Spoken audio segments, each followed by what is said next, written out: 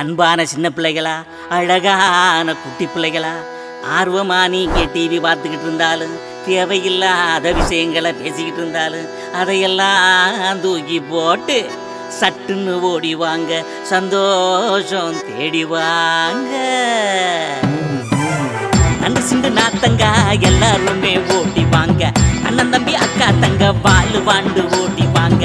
அண்ணன் சிண்டு நாத்தங்க எல்லாருமே ஓடிவாங்க, அண்ணன் தம்பி அக்கா தங்க வாழு வாண்டு ஓடிவாங்க. நான் சொல்ல போற கதை கேட்க ஓடிவாங்க, நான் சொல்ல போற கதை கேட்க ஓடிவாங்க. வாழும் வாழ்க்கை பத்தி தெரிஞ்சிக்க ஓடிவாங்க, வாழும் வாழ்க்கை பத்தி தெரிஞ்சிக்க ஓடிவாங்க. வாங்க வாங்க வாங்க வாங்க வாரத்துல ஒன்சு வாங்க, வாங்க வாங்க வாங்க வாங்க வாரத்துல ஒன்சு பார்க்க.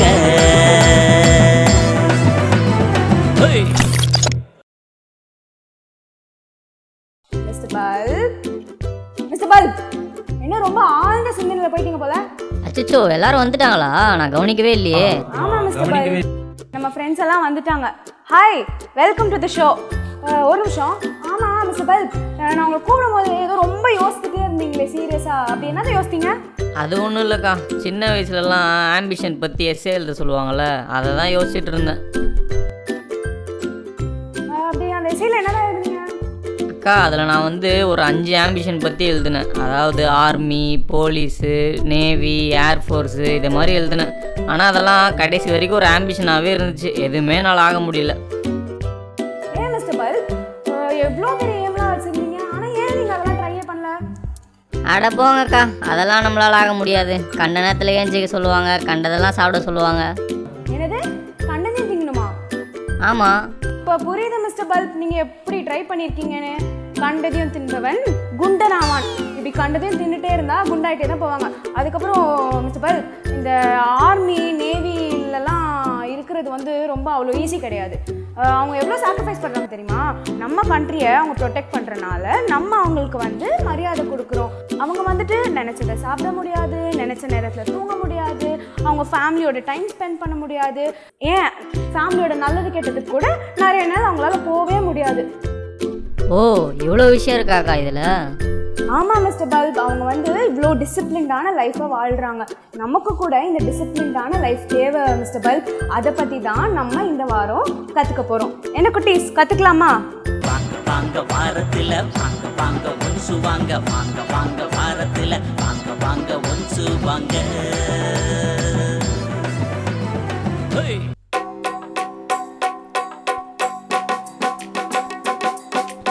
ஒழுக்கம் நல்ல ஒழுக்கம் வாழ்க்கையின் நல்ல பழக்கம். ஒழுக்கம் நல்ல ஒழுக்கம் வாழ்க்கையின் நல்ல பழக்கம்.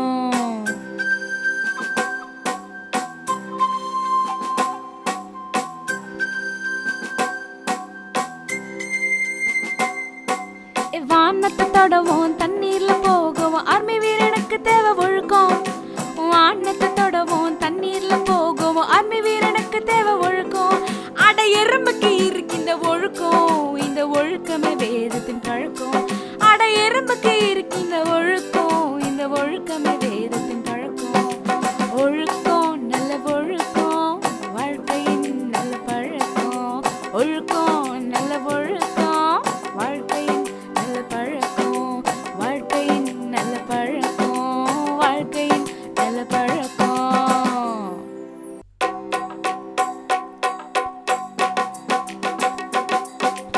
ஒழுக்கம் நல்ல ஒழுக்கம் வாழ்க்கையின் நல்ல பழக்கம். ஒழுக்கம் நல்ல ஒழுக்கம் வாழ்க்கையின் நல்ல பழக்கம்.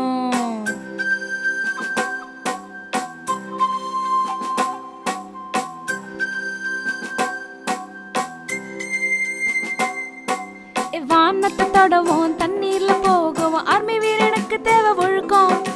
வானத்தை தொடவும் தண்ணீர்ல போகவும் ஆர்மி வீரனுக்கு தேவை ஒழுக்கம். அட எறும்புக்கு இருக்கின்ற ஒழுக்கம், இந்த ஒழுக்கமே வேதத்தின் பழக்கம். அட எறும்புக்கு இருக்கின்ற ஒழுக்கம், இந்த ஒழுக்கமே வேதத்தின் பழக்கம். ஒழுக்கம் நல்ல ஒழுக்கம் வாழ்க்கையின் நல்ல பழக்கம்.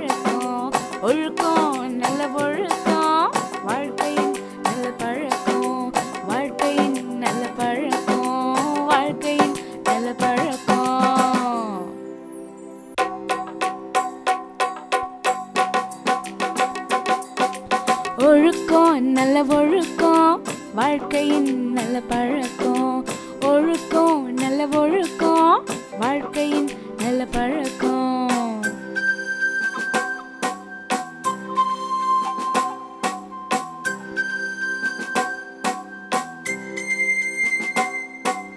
வானத்தை தொடவும் தண்ணீர்ல போகவும் ஆர்மி வீரனுக்கு தேவை ஒழுக்கம். வானத்தை தொடவும் தண்ணீர்ல போகவும் ஆர்மி வீரனுக்கு தேவை ஒழுக்கம். அட எறும்புக்கு இருக்கின்ற ஒழுக்கம், இந்த ஒழுக்கமே வேதத்தின் பழக்கம். அட எறும்புக்கு இருக்கின்ற ஒழுக்கம், இந்த ஒழுக்கமே வேதத்தின் பழக்கம். ஒழுக்கம் நல்ல ஒழுக்கம், வாழ்க்கையின் நல்ல பழக்கம். ஒழுக்கம் நல்ல ஒழுக்கம், வாழ்க்கையின் நல்ல பழக்கம். வாழ்க்கையின் நல்ல பழக்கம், வாழ்க்கையின் நல்ல பழக்கம்.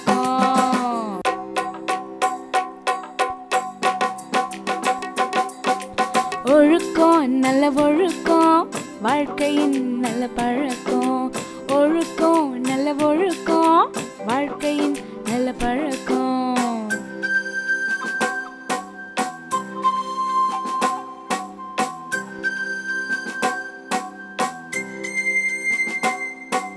வானத்தை தொடவும் தண்ணீர்ல போகவும் ஆர்மி வீரனுக்கு தேவை ஒழுக்கம்.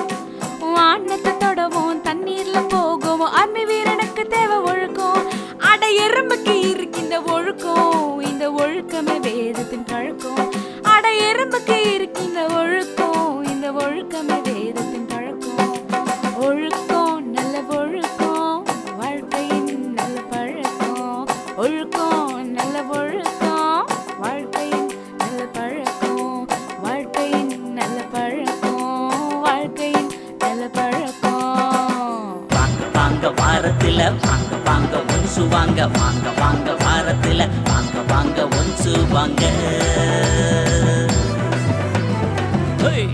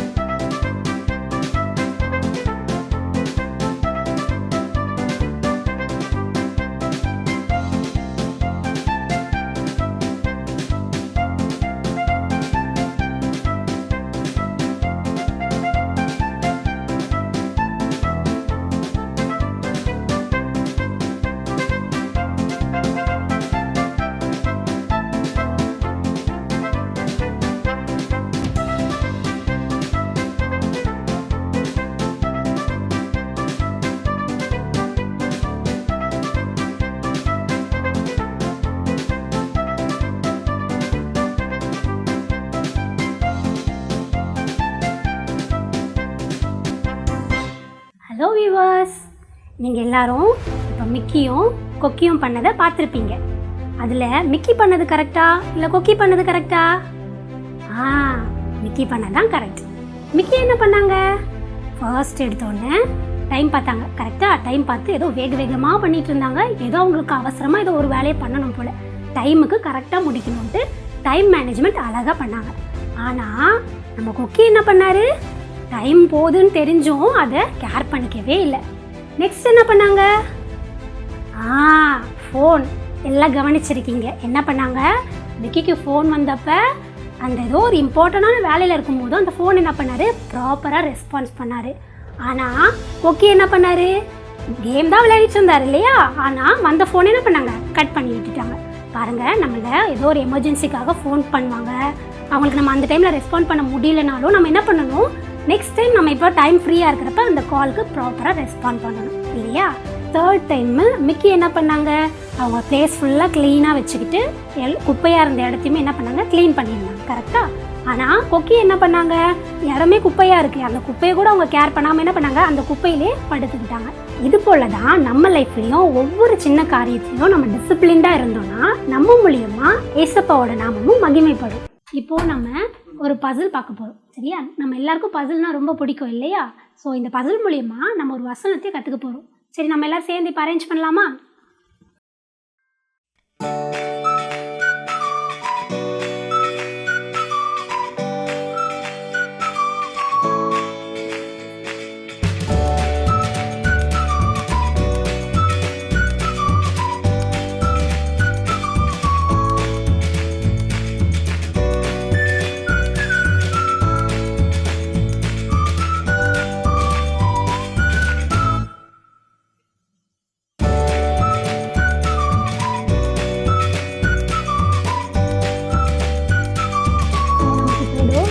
தெரியுதுன்னு நம்ம ஃபுல்லாக அரேஞ்ச் பண்ணிட்டா நமக்கு இதுலேருந்து ஏதோ ஒரு பிக்சர் கிடைக்க போகுது.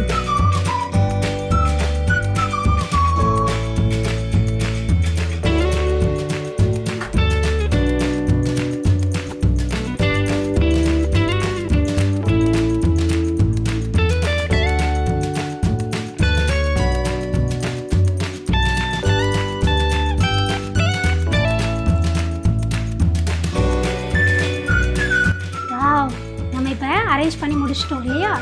இங்கே பார்த்தா இதில் ஒரு எறும்பு தெரியுது. சரி, நான் சொன்னேன் இல்லையா, இதுக்கு பின்னாடி ஒரு வசனம் இருக்க போகுது. அந்த வசனத்தை தான் நம்ம இப்போ கற்றுக்க போகிறோம். அது என்ன வசனம் இப்போ பார்க்கலாமா? ஸோ நம்ம இப்போ பார்த்தீங்கன்னா இந்த பசில் அழகாக அரேஞ்ச் பண்ணியிருக்கோம். இப்போ பாருங்கள், இதில் ஒரு வசனம் இருக்குது, சரியா? நம்ம எல்லாரும் சேர்ந்து இப்போ வசனம் சொல்லலாமா? தன் வேலையில் ஜாக்கிரதையாக இருக்கிறவனை நீ கண்டால் அவன் நீசருக்கு முன்பாக நில்லாமல் ராஜாக்களுக்கு முன்பாக நிற்பான். நீதிமொழிகள் 22:29. பாருங்க, நம்ம இன்னொரு வாட்டி இந்த வசனத்தை சொல்ல போறோம். என் கூட சேர்ந்து எல்லாரும் சொல்றீங்களா? தன் வேலையில் ஜாக்கிரதையா இருக்கிறவனை நீ கண்டால் அவன் நீசருக்கு முன்பாக நில்லாமல் ராஜாக்களுக்கு முன்பாக நிற்பான். நீதிமொழிகள் 22:29. சரி, உங்களுக்கு இந்த வசனம் என்ன சொல்லுதுன்னு புரியுதா? என்ன சொல்லுது தெரியுமா? நம்ம செய்யற ஒவ்வொரு வேலையிலையும் நம்ம ஜாக்கிரதையா நம்ம கொடுத்த பொறுப்பை ஒழுங்கா செஞ்சு முடிச்சோம்னா நமக்கு அதுக்கான கிரெடிட்ஸ் கண்டிப்பா கிடைக்கும். அதுதான் இந்த வசனத்தோட மீனிங். சரியா? உங்க எல்லாருக்கும் வசனம் பிடிச்சிருந்ததா? வாங்க வாங்க வாரத்துல வாங்க வாங்க ஒன்சு வாங்க வாங்க வாங்க வாரத்துல வாங்க வாங்க ஒன்சு வாங்க. முன்னொரு காலத்துல ஒரு சின்ன கிராமத்துல ஒரு அம்மா அப்பா அவங்களுக்கு ஒரு சின்ன பையன் இருந்தான். அந்த சின்ன பையன் கொஞ்சம் கொஞ்சமா வளர்ந்து வளர்ந்து ஒரு பெரிய அண்ணன் ஆயிட்டான். இப்படி இருக்க சமயத்துல எதிரி நாட்டு ராஜா இவங்க நாட்டு மேல போர் தொடுக்க வந்தாங்க, அதாவது சண்டைக்கு வந்தாங்க.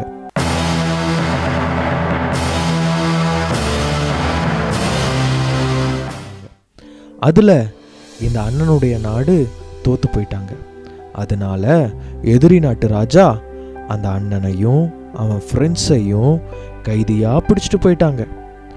அப்போ அந்த எதிரி நாட்டு ராஜாவுக்கு அந்த அண்ணங்களை ரொம்ப பிடிச்சுதான்.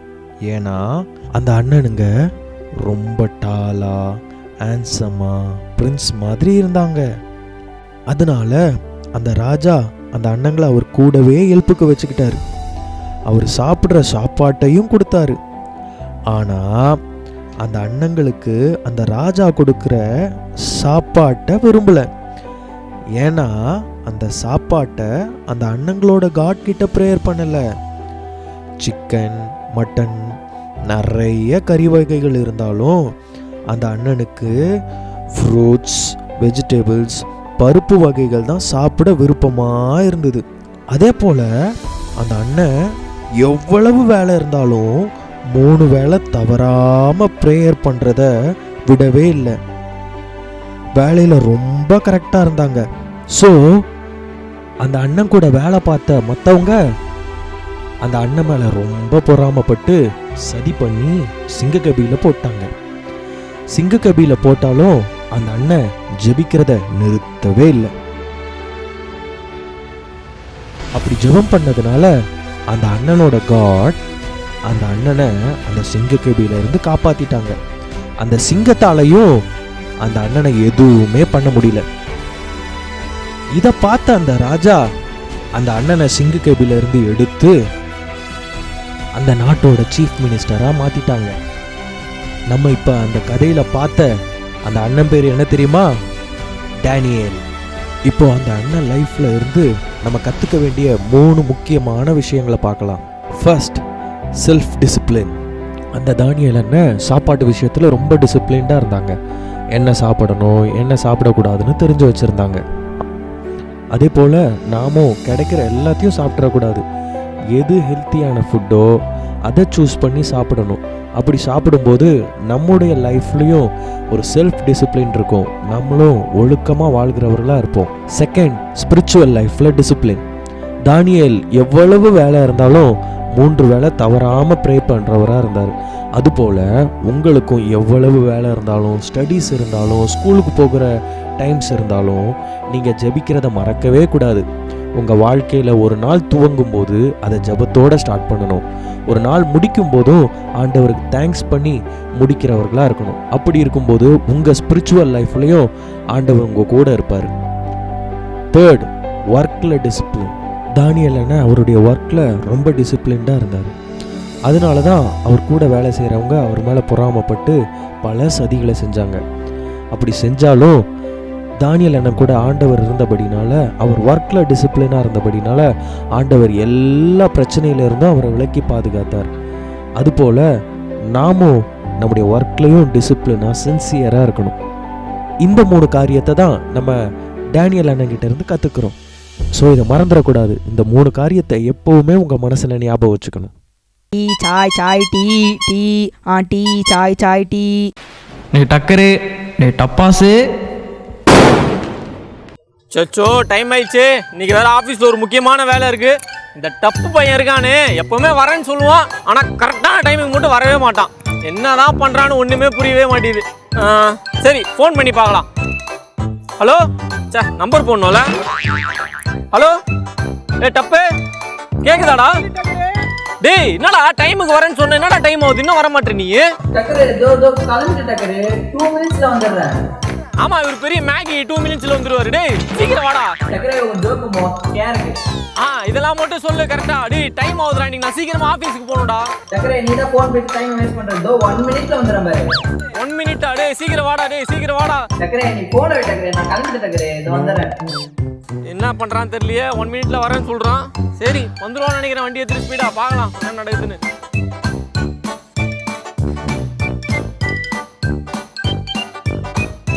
ஐயோ,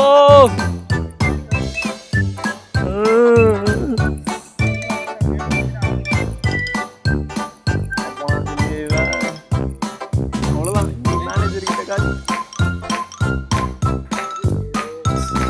ஐயோ, இங்கதான் போனாலும் ஒன்றும் புரியலையே. சரி, என்ன நடக்குதுன்னு ஒன்றுமே புரியல. என்னதான் அவ்வளோதான், இன்னைக்கு முடிஞ்சிச்சு, வேலை இல்லை. ஐயோ, ரொம்ப நேரத்துக்கு விடுமா? மணி 5 ஆயிடுச்சு. நம்ம டக்கர் வர கூப்பிட்டுருந்தான். நம்ம டக்கர் தானே குளிக்கணுமா? இல்லை இல்லை வேணாம், ட்ரெஸ் மாற்றிட்டேப்பா.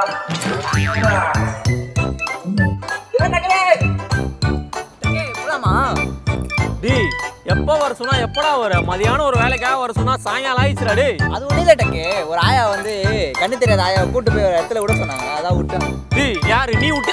நீ அட விட்ட? நீ அட விட்ட? டேய் என்னடா டேய், உன் வாழ்க்கையில் ஒரு டிசிப்ளினே இல்லையாடா? டேய் இப்பெல்லாம் வந்தா எப்படா என்ன வேலையை விட்டே தூக்கிட்டாங்கடா. அப்படியே டக்குரு. டேய் ஒரு சில வேலைலாம் கரெக்டான டைமுக்கு போனாதான் கிடைக்கும். என்னடா நீ இந்த மாதிரி பண்ற? டக்குரு எனக்கு தெரியும் டக்குரு. டேய் இதுல என்னடா போய் சொல்ல இருக்கு? டேய் இப்படிலாம் அவன் தெரியாது டக்குரு.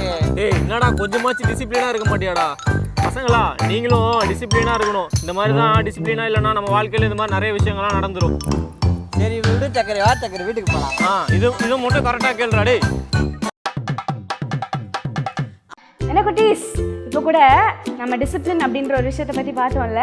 ஆமாம் குட்டீஸ், இதுக்கு ரிலேட்டடாக எனக்கு திடீர்னு ஒரு ப்ராவப்ஸ், அதாவது ஒரு பழமொழி ஞாபகம் வருது.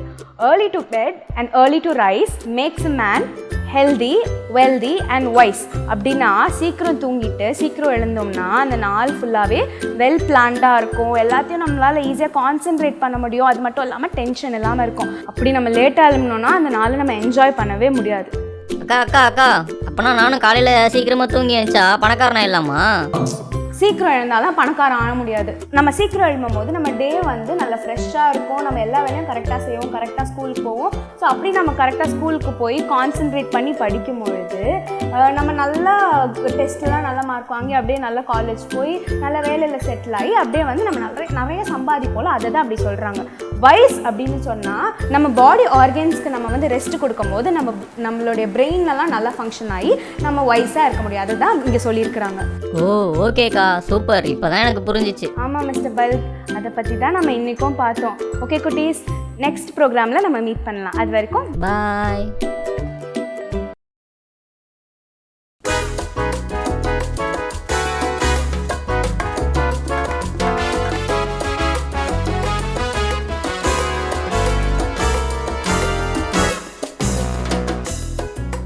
நீதிமொழி யாரு யாரு அது என்ன சொல்லுது பாரு. நீதிமொழி யாரு யாரு அது என்ன சொல்லுது பாரு. எறும்புக்கு கால் யாரு ஆனா மனுஷனுக்கு அறிவு யாரு. எறும்புக்கு கால் யாரு ஆனா மனுஷனுக்கு அறிவு யாரு. சோம்பேறி நீயும் மாறு, எறும்பு வழிய கத்துக்க பாரு. சோம்பேறி நீயும் மாறு, எறும்பு வழிய கத்துக்க பாரு. சோம்பேறியே, அட சோம்பேறியே, இன்னும் கொஞ்சம் தூங்கணும், இன்னும் கொஞ்சம் உறங்கணும், கைய முடக்கிறியே. இன்னும் படுத்து கிடந்து ஓம் பெட்ஷீட்டை நல்லா இழுத்து மூடிறியே. இன்னும் கொஞ்சம் தூங்கணும், இன்னும் கொஞ்சம் உறங்கணும், கைய முடக்கிறியே.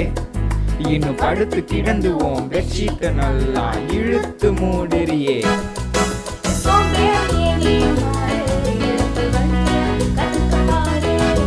சோம்பேறியே நீயும் மாறு, எறும்பு வழிய கத்துக்க பாரு. வெயிலுன்னு பார்க்காம காடுமேடி ஏறி ஆகாரம் சுமக்கிறியே. அறுப்பு காலத்தில் தானியம் சேர்க்க நீயும் ஓடா உழைக்கிறியே. வெயிலுன்னு பார்க்காம காடுமேடி ஏறி ஆகாரம் சுமக்கிறியே. அறுப்பு காலத்தில் தானியம் சேர்க்க நீயும் ஓடா உழைக்கிறியே. சோம்பேறியே நீயும் மாறு, எறும்பு வழிய கத்துக்க பாரு. சோம்பேறியே நீயும் மாறு, எறும்பு வழிய கத்துக்க பாரு. சோம்பேறியே, சோம்பேறியே, சோம்பேறியே நீயும் மாறு, எறும்பு வழிய கத்துக்க பாரு. சோம்பேறியே நீயும் மாறு, எறும்பு வழிய கத்துக்க பாரு. வாங்க வாங்க வாங்க வாங்க வாரத்துல ஒன்று வாங்க வாங்க வாங்க வாங்க வாங்க வாரத்துல ஒன்று பார்க்க.